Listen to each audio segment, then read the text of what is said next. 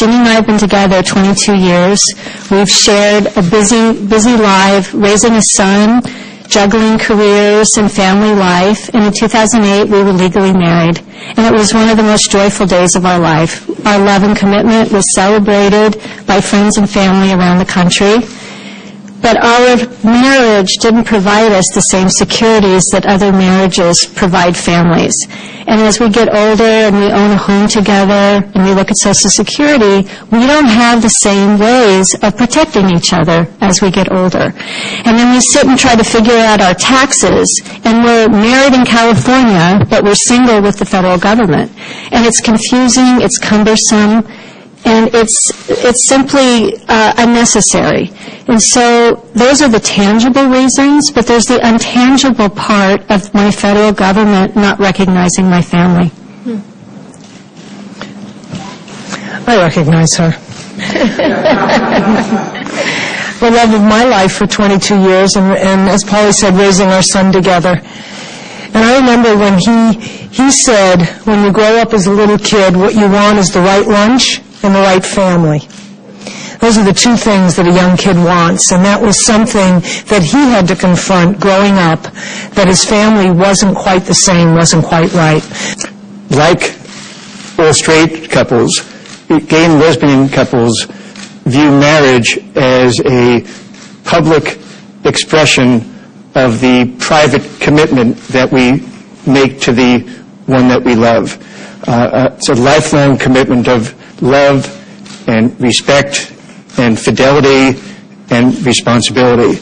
But it's more than that. Marriage is also a very important tool, an institution to protect our families. And as Senator Gillibrand mentioned, Rob and I have 5 wonderful children, all adopted at birth.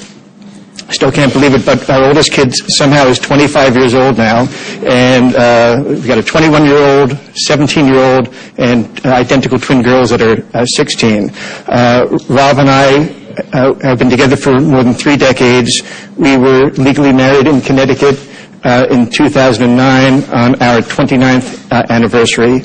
There are tens of thousands of legally married same-sex couples in the United States, and more than 18,000 in my state of California alone.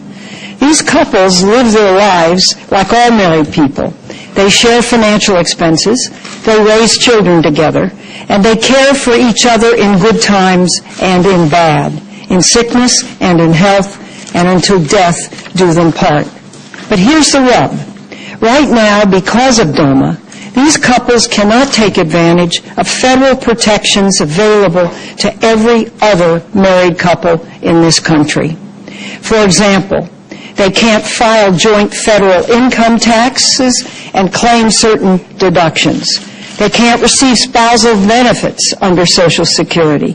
They can't take unpaid leave under the Family and Medical Leave Act when a loved one falls seriously ill.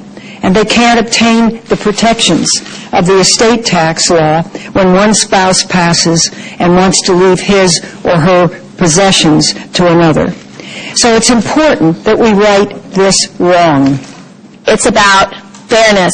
It's about allowing loving, committed couples to be together and to be able to have a marriage.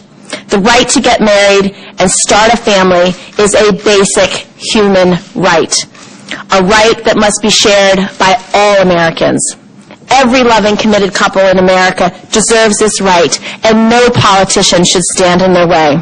Marriage is the foundation for strong families. It gives couples the base they need to build a long-lasting life together, start a family, raise children, and put their children on a successful path for their future. We're not, through the repeal of DOMA, building a new wall. We are proposing to tear one down.